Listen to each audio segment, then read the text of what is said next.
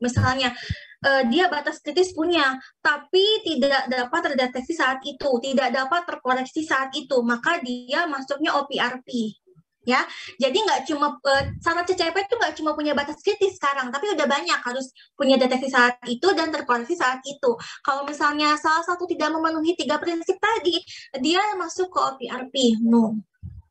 Ya, kalau misalnya dia memenuhi 3 prinsip tadi, jadilah dia CCP, sehingga muncul batas kritis, critical limit, bagaimana monitoring pengukuran saat itu juga, bagaimana dia dikendalikan. Dan produk yang gagal ketika titik ini disebut dengan potentially unsafe atau berpotensi tidak aman. Ya. Jadi itu bedanya Bapak Ibu di 5 pohon keputusan. Oke, lalu saya pilih yang mana, Kak? Saya mau pilih yang mana nih? Saya mau menerapkan yang mana? Tidak ada mandatori atau kewajiban untuk memilih yang mana ya Bapak Ibu. Boleh bertahan pada 4 pohon keputusan, boleh mencoba yang 5 pohon keputusan ya. Silakan. Asalkan didiskusikan dulu dengan internalnya apakah sanggup, apakah mampu, kemudian dengan badan sertifikasi terkait apakah mereka sudah memberikan suggest atau semacam saran untuk mulai berpindah pada pohon keputusan yang 5 ini gitu ya. Yang penting kita pertimbangkan dulu benefitnya apa ketika kita mau pindah pohon keputusan ya. Intinya sama-sama relevan, mau 4 atau 5, tinggal dipilih mana saja yang masih bisa kita terapkan atau yang lebih relevan untuk diterapkan gitu ya, sesuai dengan persyaratan yang ada. Nah, itu kurang lebih ya Bapak Ibu untuk 5 pohon keputusan. Kita lanjut dulu. Nah, ini contohnya ya terkait dengan contoh analisa bahaya bahan baku. Contohnya kayak tepung terigu. Kategori dia fisik ya, pasti di sini untuk hazard kerikil dan pasir, source-nya dari bahan baku, raw material. Nah, acceptable levelnya pasti kita nggak mau ya ada kerikil pasir sehingga dia negatif. Probability-nya dia low karena belum pernah kejadian ya ada kerikil pasir di tepung. Severity-nya M karena kalau ketelan kerikil sama pasir bisa jadi sakit ya orangnya. Risk significance-nya dia no, L ketemu M dia no. Ya, ini untuk bahan baku. Nah, Q1-nya di sini dia no karena kalau dia sudah non-significance, dia Q1 pasti no. Tapi kalau dia significance-nya significance ya, yes, di sini signifikan, maka Q1 atau pertanyaannya yes. Jadi kalau sudah no, dia putus di Q1, dia no. Nah, kalau no ini pengendaliannya bagaimana ya? Ada PRP itu tadi GMP. Contohnya kayak pengecekan material setiap kedatangan tadi ya. Kemudian tepung terigu untuk bahaya kimia. Contohnya kayak PB, CD, SN, HG, AS gitu ya. Ini adalah bahan kimia gitu ya. Bahaya kimia gitu ya yang mungkin bisa dilihat di SNI untuk tepung terigu ya. Bahaya kimianya ini misalnya kalau untuk pemantauannya seperti ini untuk bahaya kimianya. Logam berat table levelnya sekian, boleh dirujuk pada regulasi seperti SNI tepung terigu silakan. Probability-nya wow, nggak pernah kejadian ada cemaran ini gitu ya. Severity-nya high. Kalau logam berat dia udah high ya karena bisa bikin kematian kalau untuk logam berat. Nah, risk significance-nya dia yes. Yes itu artinya dia significance. Ini signifikan di sini. Sehingga Q1-nya juga yes dong ya. Kemudian Q2-nya dia no. Kenapa dia Q2-nya? Q2-nya no karena dia control measure-nya sudah ada pada tahap sebelumnya. Sehingga kita tidak butuh control measure saat itu. Ya, saat kita menggunakan tepung, kita nggak butuh lagi saat itu diuji, tapi sudah ada di awal, di tahap sebelumnya. Nah, dia no, masuknya PRP. PRP-nya apa di sini pengendaliannya? Tadi pengecekan material setiap kedatangan ya. Tadi kecek COA apa segala macam. Kemudian meminta hasil uji lab eksternal secara periodik dari supplier. Nah, itu masuk ke dalam tindakan di awal sehingga control measure saat itu tidak perlu ya karena sudah di-cover dengan tindakan di awal ini. Kemudian biologi. Biologi perhatikan ya Bapak Ibu untuk bakteri tolong analisanya dipisah. Apalagi bakterinya yang beda-beda kayak gini, kayak ALT, E. coli ya. Karena ada bakteri patogen, ada non patogen. Sehingga severity-nya akan berbeda-beda. Contohnya kayak ALT. ALT itu sekian ya, 10 pangkat 4 koloni per gram ya. Probability-nya dia low, nggak pernah ada kejadian ALT melebihi ambang batas. Kemudian severity-nya dia low karena ALT itu bukan masuk yang patogen banget ya, istilahnya melebihi batas pun dia masih bisa toleransi gitu ya, nggak sampai bikin sakit atau kematian ya. Nah, ketika low ketemu low, dia no, sehingga non-significance. Jadi Q1-nya juga no.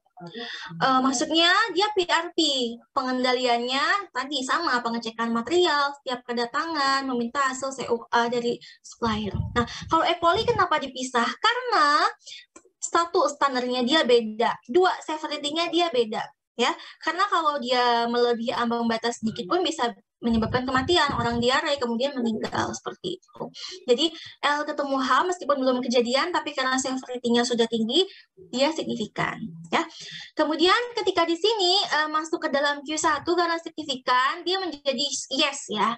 Q2-nya dia no karena di sini dia sudah ada tadi program di awal ya, kayak pengecekan material setiap kedatangan dan ada pemeriksaan COA dari supplier. Jadi saat itu juga saat mau menggunakan tepung terigu kita nggak ada pengendalian lagi gitu ya, sehingga dia PRP karena tidak butuh control measure saat itu. Nah, untuk alergen ini gluten. Nah, gluten ini kita nggak bisa punya batas standar range berapa sampai berapa karena sedikit pun dia sudah masuk alergen gitu ya. Nah, acceptable levelnya di sini asalkan tidak ada kontaminasi silang aja gitu ya. Nah, probability-nya M. Ternyata pernah kejadian satu kali gitu misalnya kecampur antara alergen dan non alergen. Severity-nya dia high. M ketemu H, dia yes atau signifikan.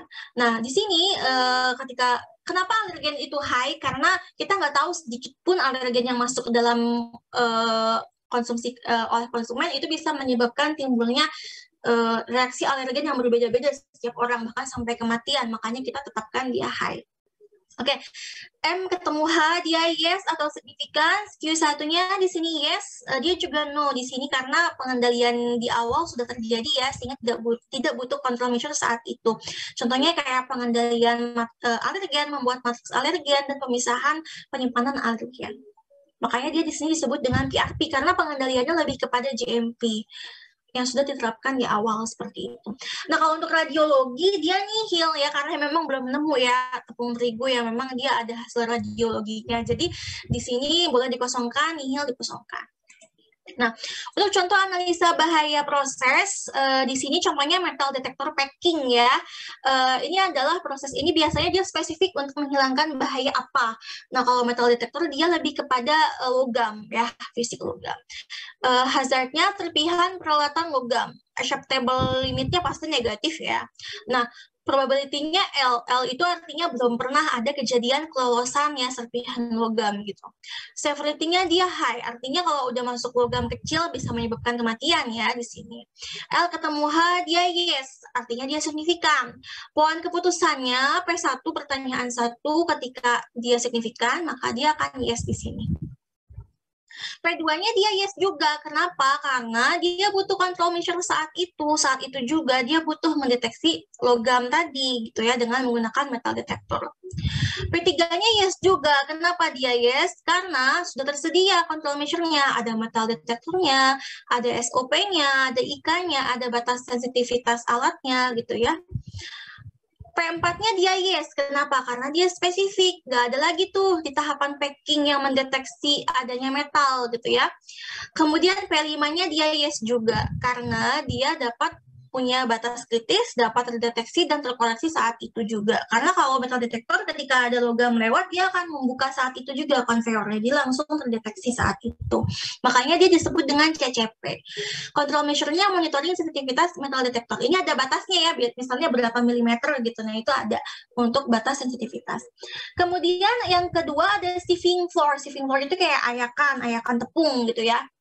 Bahayanya ada kerikil, ada karet gitu ya yang untuk bahaya non logam gitu ya. Nah, sumbernya bisa jadi dari bahan baku atau proses sebelumnya. Kemudian acceptable levelnya negatif ya, kita nggak mau ada kerikil, karet gitu ya. Probability-nya L, belum pernah ada kejadian kelolosan. Severity-nya dia high. High itu artinya ya parah gitu kalau misalnya sampai ada masuk kerikil atau karet gitu ya. Nah, kalau untuk P1-nya dia yes karena bahayanya signifikan. P2-nya dia yes, karena control measure-nya dibutuhkan saat itu untuk menyaring tepung gitu ya. P3-nya dia yes, karena sudah ada control measure-nya, sudah ada alatnya, sudah ada IK-nya, SOP-nya, pemantauannya. P4-nya dia no. Nah,